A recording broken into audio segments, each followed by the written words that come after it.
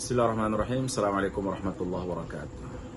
Saat ini kita sering mendengar perbincangan mengenai pandangan beberapa orang dan beberapa tokoh terkait dengan musik. Musik adalah ekspresi kejiwaan.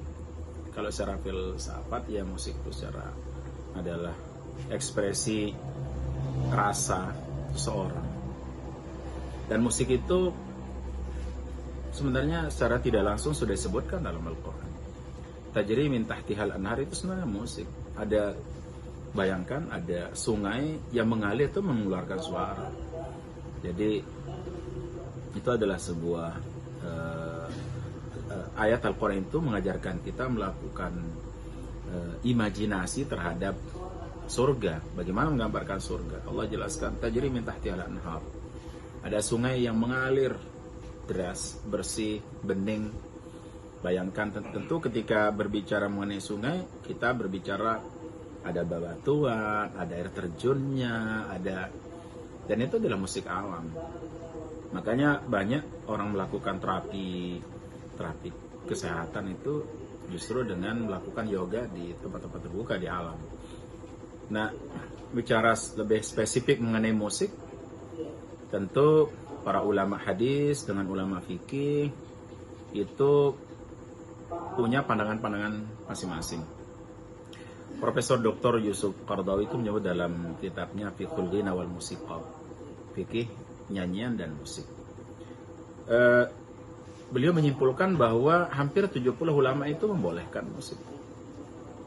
Hanya sekitar 20% saja yang mengharamkan musik.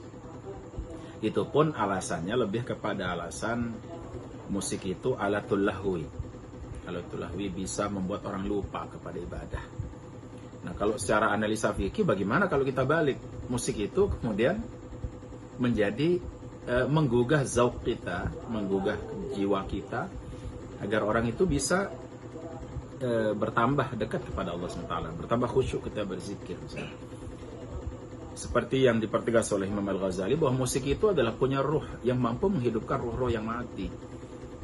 Dan bahkan Al-Ghazali sendiri, kalau kita kutip ucapan beliau, bahwa musik itu memiliki kekuatan yang bisa mendekatkan orang itu kepada Allah, bahkan sampai ke alam ma'rifat.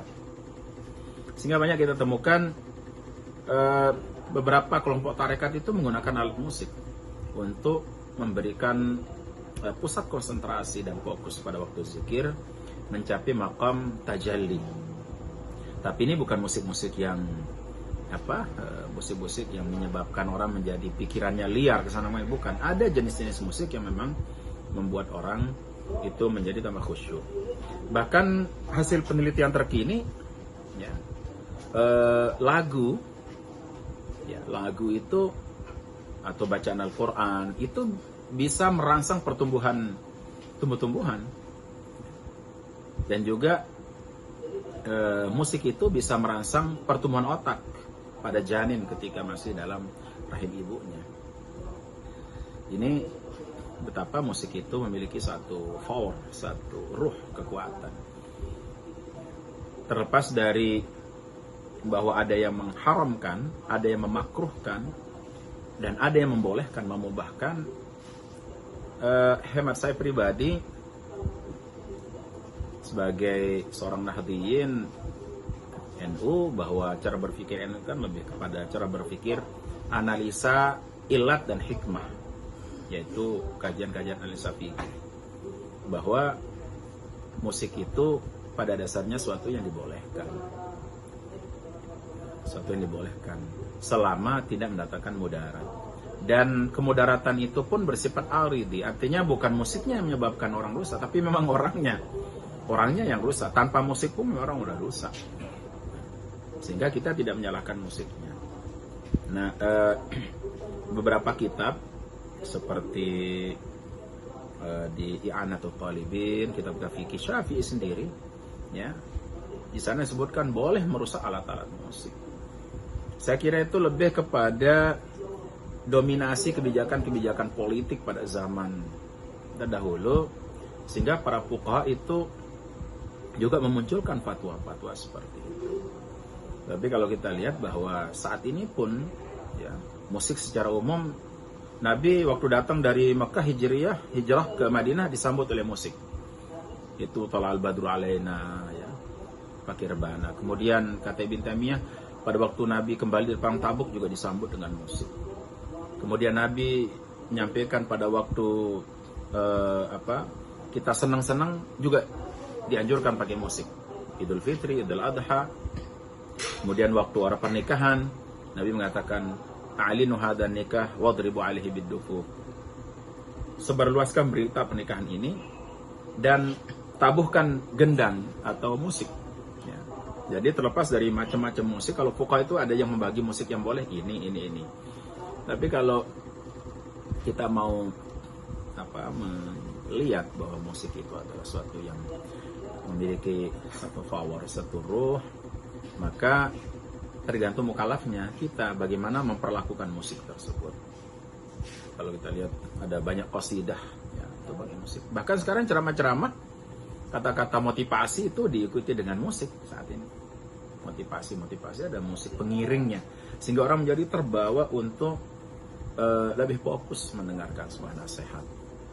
Ada motivasi yang kita lihat, kita dengar itu iringannya adalah dengan musik.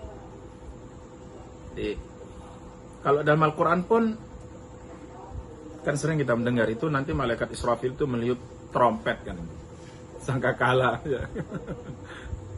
Itu dalam Al-Quran jelaskan yauma yunfakhu fis-sur, ketika meniupkan trompet sangkakala.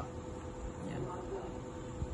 Jadi alat musik dalam arti yang lebih luas itu tidak bisa hilang dari kehidupan kita. Apapun, baik itu ketukan-ketukan meja, ketukan alat musik, kemudian yang lain-lain itu sebenarnya adalah musik. Bahkan hidup kita ini adalah musik sesungguhnya. Hanya bagaimana kita memperlakukan musik itu sehingga dapat menjadikan orang menjadi lebih khusyuk, menjadi lebih fokus, konsentrasi. Ya. Jadi ini saya kira pandangan saya terhadap musik tersebut. Tidak ada yang bukan berarti saya membantah kata para fuqaha, para ulama-ulama besar, tidak, tetapi bahwa saat ini dengan dulu ya itu mungkin berbeda ketika menerjemahkan dan mengekspresikan musik itu seperti apa. Ini ada satu kisah sebagai penutup. Ada seorang penemu organ namanya Abu Nasr Al-Farabi. Abu Nasr Al-Farabi ini pernah diminta oleh Sultan pada waktu itu untuk memainkan organ. Dan beliau pada waktu memainkan pertama itu menggunakan notasi yang membuat orang semua tertawa. Semua orang tertawa. Mendengar itu saja orang sudah tertawa. Kemudian yang kedua, beliau memainkan warna musik lain pakai organ itu yang membuat orang menjadi menangis, sedih, semua terbawa oleh alunan musik. Kemudian yang terakhir, beliau membawa warna musik dengan notasi yang lain sehingga semua orang di tempat di majelis raja, atau saya kurang ingat siapa raja pada waktu itu, Sultan, semua di majelis itu tertidur. Semuanya tertidur. Nah, ini musik itu punya power. Nah, itu akan kembali kepada kita bagaimana memperlakukan musik itu. Saya kira demikian. Mohon maaf. Wallahu muwaffiq ila aqwamit thoriq. Wassalamualaikum warahmatullahi wabarakatuh.